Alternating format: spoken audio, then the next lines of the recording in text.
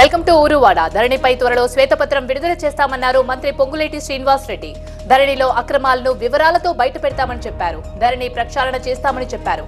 5 ఎకరాల వరకు రైతు బంధు పూర్తి చేస్తామని అన్నారు. తాగునీటి సమస్య పరిష్కరిస్తామన్నారు. మేడిగడ్డ అవినీతిలో బాధ్యతలను వదలమని తేల్చి చెప్పారు పొంగులేటి. మల్కాజ్గిరి పార్లమెంటు పరిధిలోని 7 అసెంబ్లీ నియోజకవర్గాల కాంగ్రెస్ నేతలతో భేటీ అయ్యారు సీఎం రేవంత్ రెడ్డి. మల్కాజ్గిరి ఎంపీ అభ్యర్థి ఎంపిక, గెలుపుపై చర్చించారు సీఎం. సిట్టింగ్ స్థానాన్ని నిలుపుకునేందుకు కాంగ్రెస్ భారీ కసరత్తు చేస్తుండగా టికెట్ కోసం పట్నం సునీతారెడ్డి, చంద్రశేఖర్ రెడ్డి మధ్య పోటీ నెలకొంది. లోక్సభ ఎన్నికల్లో గెలుపుపై ధీమా వ్యక్తం చేశారు కేంద్ర మంత్రి కిషన్ రెడ్డి. వచ్చే ఎన్నికలు దేశం కోసం జరిగే ఎన్నికలు అన్నారు. తెలంగాణలో 17 ఎంపీ సీట్లు గెలుస్తామని చెప్పారు. ఎన్డీఏ కూటమికి 400 సీట్లు దాటడమే లక్ష్యమన్నారు. మోదీ నాయకత్వాన్ని ప్రజలు కోరుకుంటున్నారని తెలిపారు కిషన్ రెడ్డి. తెలంగాణ కాంగ్రెస్ లోకి వలసలు కొనసాగుతున్నాయి. ఇవాళ మరో కీలక నేత కాంగ్రెస్ కండువా కప్పుకున్నారు. ముఖ్యమంత్రి రేవంత్ రెడ్డి సమక్షంలో కాంగ్రెస్ లో చేరారు ముధోల్ మాజీ ఎమ్మెల్యే విఠల్ రెడ్డి. మంత్రి సీతక్క కాంగ్రెస్ కండువా కప్పి విఠల్ రెడ్డిని పార్టీలోకి ఆహ్వానించారు. 17 ఎంపీ స్థానాల్లో బీజేపీదే గెలుపన్నారు బీజేపీ నేత రఘునందన్ రావు. కాంగ్రెస్ బీఆర్ఎస్ మధ్య చీకటి ఒప్పందం ఉందని చెప్పారు. కాంగ్రెస్ బీఆర్ఎస్ ను ప్రజలు నమ్మే పరిస్థితి లేదని అన్నారు. మోదీ మూడోసారి ప్రధాని కావడం ఖాయమన్నారు రఘునందన్ రావు. ఎంపీగా కరీంనగర్ కు బండి సంజయ్ చేసిందేమీ లేదన్నారు బీఆర్ఎస్ అభ్యర్థి వినోద్ కుమార్. కేంద్రంలో బీజేపీ అధికారంలో ఉన్న కరీంనగర్ కు నిధులు తేవడంలో విఫలమయ్యారని విమర్శించారు. తాను ఎంపీగా ఉన్నప్పుడే స్మార్ట్ సిటీ రావడానికి కృషి చేశానని, ఈసారి మరో అవకాశం ఇవ్వాలని కోరారు. కాంగ్రెస్ ఆదేశిస్తే ఎక్కడి నుంచైనా పోటీ చేస్తానన్నారు ఏపీసీసీ చీఫ్ షర్మిల. కడప ఎంపీగా ఉన్న అవినాష్ తో ప్రయోజనం ఏంటని ప్రశ్నించారు. కడపకు స్టీల్ ప్లాంట్ తీసుకురాలేకపోయారని విమర్శించారు షర్మిల. తెనాలి జనసేన పార్టీ కార్యాలయానికి వచ్చారు టీడీపీ నేత చింతమనేని ప్రభాకర్. పోలవరం టికెట్ పై జనసేనతో చర్చలు జరిపారు. టీడీపీ నుంచి టికెట్ ఆశిస్తున్నారు బొరగం శ్రీనివాస్. టికెట్ తనకే అన్న ధీమాతో ఉన్నారు జనసేన నేత బాలరాజు. అయితే టికెట్ ఎవరికిచ్చినా కలిసి పనిచేస్తామంటున్నారు చింతమనేని. త్వరగా టికెట్ పై స్పష్టత ఇవ్వాలని కోరారు. హైదరాబాద్ లో చంద్రబాబుతో గంట పాటు సమావేశమయ్యారు పవన్ కళ్యాణ్. పెండింగ్ సీట్లు, అభ్యర్థుల ఎంపిక, ప్రచారంపై చర్చించారు. బీజేపీ నుంచి వచ్చిన ప్రతిపాదనలపై సమాలోచనలు చేశారు. ఇద్దరు నేతల ప్రచార షెడ్యూల్, ముఖ్య ప్రాంతాలపై దృష్టి పెట్టారు. మేనిఫెస్టోలో ఇచ్చే హామీలపై చర్చించారు చంద్రబాబు, పవన్ కళ్యాణ్. ఎన్నికల వ్యూహాలపై సీఎం జగన్ ఫోకస్ పెంచారు. బస్సు యాత్ర నేపథ్యంలో నేతలతో సమావేశాలు నిర్వహిస్తున్నారు. తాజాగా కడప జిల్లా నేతలతో సమావేశమయ్యారు జగన్. ఈ సమావేశంలో ఎంపీ అవినాష్ రెడ్డి, జిల్లా ఎమ్మెల్యేలు పాల్గొన్నారు. జిల్లాలోని తాజా రాజకీయ పరిస్థితులపై నేతలతో చర్చించారు సీఎం. ఉత్తరాంధ్ర ఇన్ఛార్జీలతో కీలక సమావేశం నిర్వహించారు వైవి సుబ్బారెడ్డి. ఎన్నికల్లో అనుసరించాల్సిన వ్యూహాలపై చర్చించారు. పోలింగ్ కు 50 రోజులకు పైగా టైం ఉండడంతో మరోసారి గడప గడపకు వైసీపీ కార్యక్రమం చేపట్టినట్టు తెలిపారు. 5 ఏళ్ల జగన్ పాలనను, బాబు మోసాలను ప్రజలకు వివరిస్తామన్నారు వైవి సుబ్బారెడ్డి. విజయవాడలో మహాదోపిడీ పుస్తకాన్ని సజ్జల రామకృష్ణారెడ్డి ఆవిష్కరించారు. చంద్రబాబు వ్యవస్థలను ఎలా మేనేజ్ చేశారో పుస్తకంలో రాశారని వివరించారు. కేంద్ర రాష్ట్ర నిధులను దోచేశారని ఆరోపించారు. అధికారం కోసం బీజేపీ పవన్ ను వాడుకుంటున్నారని అన్నారు. కాంగ్రెస్ తో కూడా లోపాయికారి ఒప్పందం చేసుకున్నారని, షర్మిల స్క్రిప్ట్ మొత్తం చంద్రబాబు రాసింది అన్నారు సజ్జల. పిఠాపురం ఎమ్మెల్యే పెండం దొరబాబుకు సీఎం జగన్ ఆఫీస్ నుంచి పిలుపు వచ్చింది. హుటాహుటిన తాడేపల్లి బయలుదేరి వెళ్లారు పెండం దొరబాబు. టికెట్ దక్కకపోవడంతో 2 నెలలుగా సైలెంట్ గా ఉన్నారు దొరబాబు. ఎన్నికల్లో వంగా గీతను బరిలో నిలిపింది వైసీపీ. పిఠాపురం వంగా గీత గెలుపు కోసం పనిచేయాలని దొరబాబుకు సూచించారన్నారు సీఎం జగన్. వైసీపీ అభ్యర్థులను పవన్ ఆహ్వానించడం హాస్యాస్పదంగా ఉందన్నారు ఎంపీ మార్గాని భరత్. పవన్ ఒక అమాయకుడని, ఏం మాట్లాడతారో ఆయనకే క్లారిటీ ఉండదని విమర్శించారు. కాకినాడ పార్లమెంటు పరిధిలో 6 ఎమ్మెల్యే స్థానాలను కాపులకు వైసీపీ కేటాయించిందన్నారు. కూటమి తరపున ఎంతమంది కాపులకు సీట్లు ఇచ్చారో చెప్పాలని భరత్ డిమాండ్ చేశారు. ఏపీలో కూటమిపై వైసీపీ ఎంపీ విజయసాయిరెడ్డి సెటైర్లు వేశారు. 2014లోనే ఏపీలో డబుల్ ఇంజిన్ సర్కార్ను చూశామని, ఆ డబుల్ ఇంజిన్ సర్కార్తో ఏపీ దివాలా తీసిందని అన్నారు. నాడు గ్రామీణాభివృద్ధి నిలిచిపోయి అవినీతి పెరిగిందంటూ ట్వీట్ చేశారు. నాటు టీడీపీ హయాంలో ఒక జిల్లా, ఒక కుటుంబం, ఒక కులం మాత్రమే అభివృద్ధి చెందిందన్నారు విజయసాయి. విజయవాడ వెస్ట్ సీటుపై వివాదం ముదురుతోంది. ఎట్టి పరిస్థితుల్లో వెస్ట్ టికెట్ జనసేనదే అన్నారు పోతిన మహేష్. వెస్ట్ టికెట్ ఇవ్వకపోతే ఇండిపెండెంట్ గా పోటీ చేస్తా అన్నారు. పవన్ ఫోటో పెట్టుకుని ప్రచారం చేస్తా అని చెప్పారు. బీజేపీ టికెట్ ఆశించడంలో తప్పులేదన్నారు. బీజేపీ విజయవాడ సెంట్రల్ నుంచి పోటీ చేయాలని, హిందూ ధర్మాన్ని కాపాడేందుకు వెల్లంపల్లిని బీజేపీ ఓడించాలని చెప్పారు పోతిన. విజయవాడలో ఇండియా కూటమి సమావేశాన్ని అడ్డుకుంది flying squad. Sharmila, CPI Ramakrishna, CPM Srinivasarao, JD Lakshminarayana, Vadde Sobhanadheeswararao సహా పలువురు నేతలు సమావేశమయ్యేందుకు ఏర్పాట్లు చేశారు. అయితే సమావేశానికి అనుమతి లేదంటూ అడ్డుకున్నారు election flying squad. Penamaluru ticket విషయంలో కొంతమంది తనపై అధిష్టానానికి తప్పుడు సమాచారం ఇస్తున్నారని మండిపడ్డారు టీడీపీ మాజీ ఎమ్మెల్యే బోడే ప్రసాద్. గత ఎన్నికల్లో ఓడిపోయిన అధిష్టానం ఆదేశాల మేరకు పనిచేస్తూ పెనమలూరును టీడీపీకి కంచుకోటగా మార్చాయన్నారు. ఎంతమంది పోటీ పడ్డా టికెట్ మాత్రం తనకే వస్తుందన్న నమ్మకం ఉందని స్పష్టం చేశారు ప్రసాద్.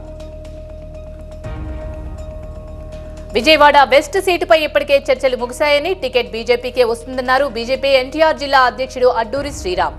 2014లో పొత్తు లెక్కల ప్రకారం బీజేపీకే టికెట్ వస్తుందని చెప్పారు.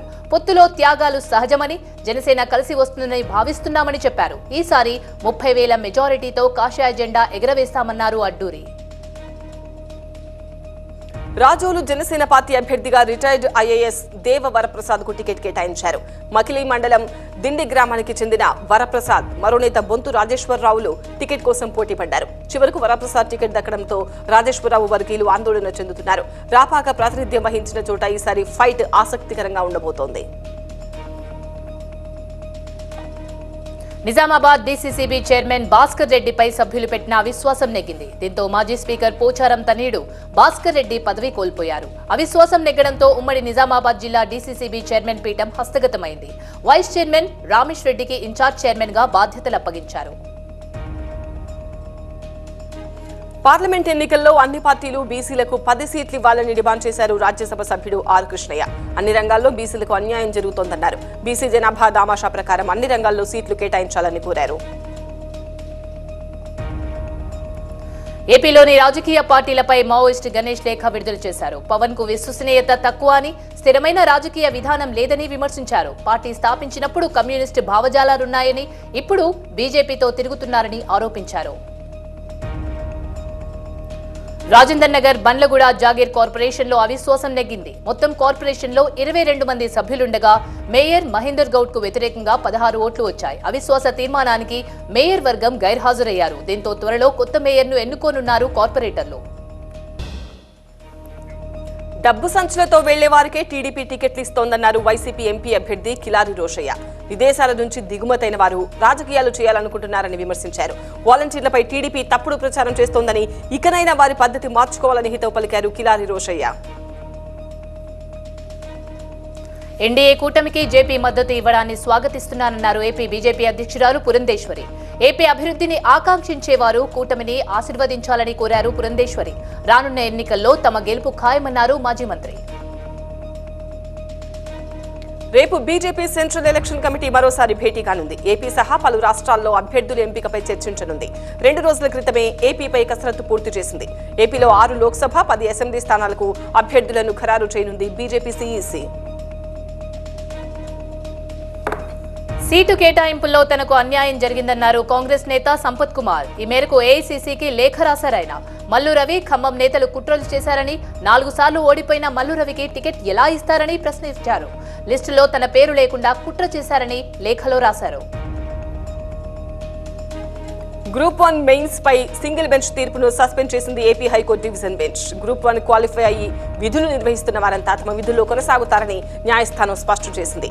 తదుపరి విచారణ వచ్చే వారానికి హైకోర్టు వాయిదా వేసింది. ఫోన్ ట్యాపింగ్ వ్యవహారంలో విచారణ ఎదుర్కొంటున్న ఎస్ఐబీ మాజీ డీఎస్పీ ప్రణీత్ రావుకు తెలంగాణ హైకోర్టులో చుక్కెదురైంది. ప్రణీత్ రావు పిటిషన్ను కొట్టివేసింది హైకోర్టు. ఫోన్ ట్యాపింగ్ వ్యవహారంలో కస్టడీని సవాల్ చేస్తూ ప్రణీత్ రావు పిటిషన్ వేశారు.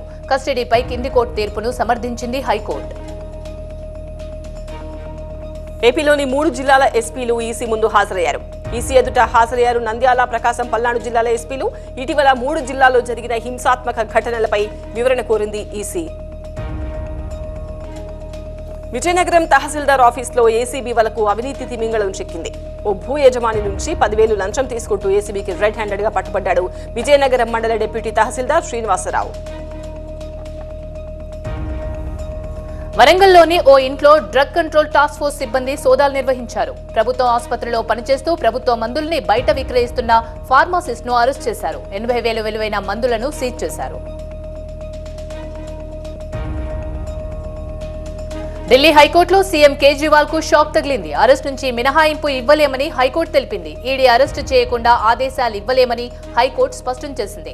తదుపరి విచారణ ఏప్రిల్ 22కు వాయిదా వేసింది కోర్టు. మరోవైపు కేజ్రీవాల్ ను విచారణ నిమిత్తమే పిలుస్తున్నామని ఈడీ కోర్టుకు తెలిపింది. కేజ్రీవాల్ ను అరెస్ట్ చేయడానికి పిలవడం లేదని స్పష్టం చేసింది. అయితే భవిష్యత్తులో ఏం జరుగుతుందో చెప్పలేమంటోంది ఈడీ. కొత్త ఎన్నికల కమిషనర్ల నియామకంపై స్టే విధించాలన్న పిటిషన్లను సుప్రీంకోర్టు కొట్టివేసింది. ఈ సమయంలో జోక్యం చేసుకోలేమని సుప్రీంకోర్టు స్పష్టం చేసింది. ఎన్నికల కమిషనర్ల నియామకం కోసం కేంద్రం తీసుకొచ్చిన చట్టంపై స్టే విధిస్తే దేశంలో తీవ్ర గందరగోళ పరిస్థితులు ఏర్పడతాయని న్యాయస్థానం వ్యాఖ్యానించింది. బీజేపీకి వచ్చిన ఎలక్టోరల్ బాండ్లపై విచారణ జరగాలని డిమాండ్ చేశారు కాంగ్రెస్ అధ్యక్షుడు మల్లికార్జున ఖర్గే. ఎలక్టోరల్ బాండ్ల ద్వారా బయటపడ్డ సమాచారంపై విచారణ జరగాల్సిందే అన్నారు. బీజేపీకి 1,000 కోట్ల రూపాయల ఎలక్టోరల్ బాండ్లు ఎలా వచ్చాయని ప్రశ్నించారు. మరోవైపు ప్రధాన విపక్ష పార్టీ కాంగ్రెస్ ఖాతాలను ఫ్రీజ్ చేశారని, కాంగ్రెస్ ను ఆర్థికంగా దెబ్బతీయాలన్నదే బీజేపీ కుట్ర అని ఆరోపించారు ఖర్గే.